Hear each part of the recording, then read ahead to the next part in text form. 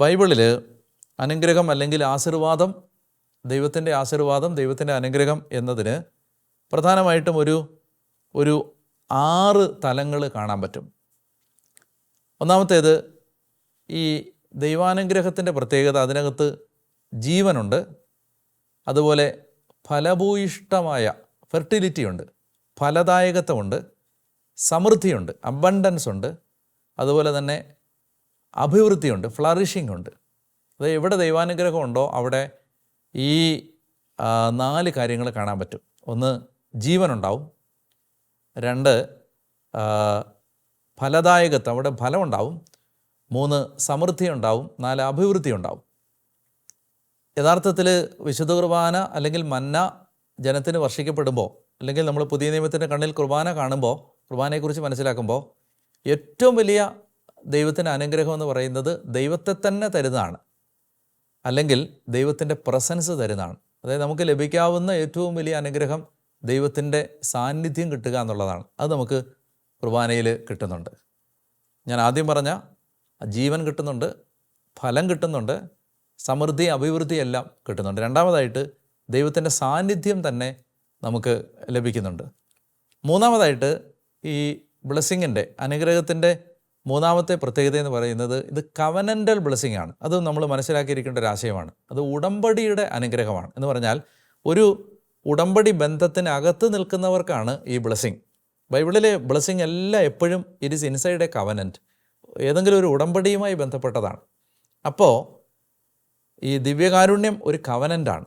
പരിശുദ്ധ കുർബാന എന്ന് പറയുന്ന ഉടമ്പടിക്കകത്തേക്ക് ഒരാൾ പ്രവേശിക്കുമ്പോൾ അയാൾക്ക് എല്ലാ ദൈവാനുഗ്രഹങ്ങളും ചോദിക്കാനുള്ള അവകാശം കിട്ടുകയാണ്. ഇത് നിങ്ങൾ ശരിക്കും മനസ്സിലാക്കേണ്ട ഒരു ആശയമാണിത്.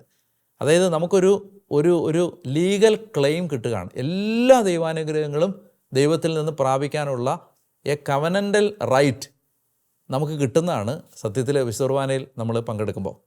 നാലാമതായിട്ട് ഈ കുർബാനയിൽ പങ്കെടുക്കുമ്പോൾ ദൈവം നമ്മളെ അനുഗ്രഹിക്കുന്നത് മറ്റ് ജനതകൾക്ക് നമ്മൾ അനുഗ്രഹമായിട്ട് മാറാനാണ്. അതായത് you are blessed so that you become A blessing. You get blessing and you become A blessing. അപ്പോൾ നമ്മൾ അനുഗ്രഹമായിട്ട് മാറാനാണ് സത്യത്തിൽ ദൈവം നമ്മളെ അനുഗ്രഹിക്കുന്നത്. അഞ്ചാമത്തേത്, എല്ലാ ദൈവാനുഗ്രഹങ്ങളുടെയും പ്രത്യേകത, ദൈവത്തിൽ നിന്ന് വരുന്ന അനുഗ്രഹങ്ങളെല്ലാം ജനറേഷണലാണ്, തലമുറയായി കൈമാറ്റം ചെയ്യപ്പെടുന്നതാണ്. അത് ഒരു തലമുറ കൊണ്ട് അവസാനിക്കുന്ന അനുഗ്രഹമല്ല. അബ്രഹാമിൽ നിന്ന് ഇസഹാക്കിലേക്ക്, ഇസഹാക്കിൽ നിന്ന് യാക്കോബിലേക്ക്, യാക്കോബിൽ നിന്ന് 12 മക്കളിലേക്ക്, അങ്ങനെ തലമുറകളായി വർഷിക്കപ്പെടുന്ന അനുഗ്രഹമാണ്. ആറാമത്തേത്, ഏറ്റവും വലിയ ആ അനുഗ്രഹത്തിൻ്റെ ക്ലൈമാക്സ് എന്ന് പറയുന്നത് നമ്മൾ മരിച്ച് നമ്മുടെ ആത്മാവ് നിത്യജീവൻ പ്രാപിക്കുക എന്നതാണ്. നിത്യതയില്ലാത്ത ഈ ഭൂമിയിലെ എല്ലാ അനുഗ്രഹങ്ങളും കിട്ടിയാലും ആത്മാവ് നശിച്ചു പോയാൽ അത് ദൈവാനുഗ്രഹമായി മാറുന്നില്ല.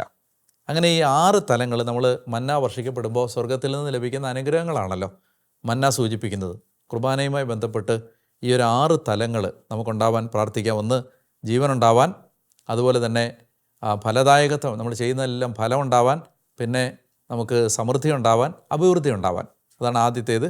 പിന്നെ ദൈവത്തിൻ്റെ സാന്നിധ്യം കുർബാനയിലൂടെ നമുക്ക് കിട്ടാൻ. മൂന്നാമതായിട്ട് ഈ ഉടമ്പടിക്കകത്ത് നിൽക്കുന്നതുകൊണ്ട് എല്ലാ അനുഗ്രഹത്തിനുള്ള അവകാശം എനിക്കുണ്ടെന്ന് മനസ്സിലാക്കാൻ. നാലാമതായിട്ട് നമുക്ക് മറ്റുള്ളവർക്കൊരു അനുഗ്രഹമായിട്ട് നമ്മൾ മാറാൻ. അഞ്ചാമതായിട്ട് നമ്മുടെ തലമുറയിലേക്ക് ഈ അനുഗ്രഹം ഒഴുകാൻ. ആറാമതായിട്ട് നമ്മൾ മരണശേഷം നിത്യതയിൽ എത്തിച്ചേരാൻ. അതിനുകൂടി നമ്മളെ ഈ കുർബാന അർപ്പണം സഹായിക്കാൻ നിങ്ങൾ പ്രാർത്ഥിക്കുകകൂടി ചെയ്താൽ നമ്മുടെ ഈ ഒരു കുർബാന അർപ്പണം നമ്മുടെ ജീവിതത്തിന് വളരെ ജീവിത ബന്ധമുള്ള അർപ്പണമായിട്ട് മാറും. നമ്മൾ ഈ ദിവസം വിശുദ്ധ കുർബാനയുമായി ബന്ധപ്പെട്ട് നമ്മൾ ചിന്തിക്കുമ്പോൾ എനിക്ക് നിങ്ങളോട് ചെയ്യണം എന്ന് പറയാൻ ആഗ്രഹിക്കുന്നൊരു കാര്യം, നമ്മൾ ഈ കുർബാനയുമായി ബന്ധപ്പെടുത്തി ദിവ്യകാരുണ്യം ഒരു സ്നേഹത്തിൻ്റെ കൂദാശയാണല്ലോ. ഇത് ഈശോയുടെ സ്നേഹമല്ലേ, ഈശോയുടെ ശരീരരക്തങ്ങൾ നമുക്ക് തന്നത്. അപ്പോൾ അതുകൊണ്ട് തന്നെ നമുക്ക് നമ്മുടെ സ്നേഹം എന്ന പുണ്യം നമുക്കൊത്തിരി പരിധികളില്ലാതെ സ്നേഹിക്കാൻ കഴിയുന്ന വിധത്തിൽ നമ്മുടെ ഹൃദയം സ്നേഹം കൊണ്ട് നിറയുന്നതിന് ആഗ്രഹിക്കാം. നമ്മുടെ ഉള്ളിൽ നിന്ന് നമ്മൾ നേരത്തെ ഒരു ദിവസം പ്രാർത്ഥിച്ചതാണ് വെറുപ്പ് മാറാൻ. കുറച്ചുകൂടെ പ്രായോഗികമായിട്ട് നമ്മൾ 1, 2, 3 വ്യക്തികളെ കൃത്യമായിട്ടൊന്ന് ഐഡൻറ്റിഫൈ ചെയ്തിട്ട് നമുക്ക് ഒട്ടും ഒത്തുപോകാനോ ക്ഷമിക്കാനോ ഒന്നും പറ്റാത്ത ചില വ്യക്തികളെ ഒന്ന് മനസ്സിലേക്ക് കൊണ്ടുവന്നിട്ട് അവർക്ക് വേണ്ടി ഒന്ന് പ്രാർത്ഥിക്കാൻ നമുക്ക് ഈ ദിവസം പ്രയോജനപ്പെടുത്താം. അത് എങ്ങനെയാണെന്ന് വെച്ചാൽ ഒരു 3 പേരെങ്കിലും ഒന്ന് എഴുതി വെക്കുക.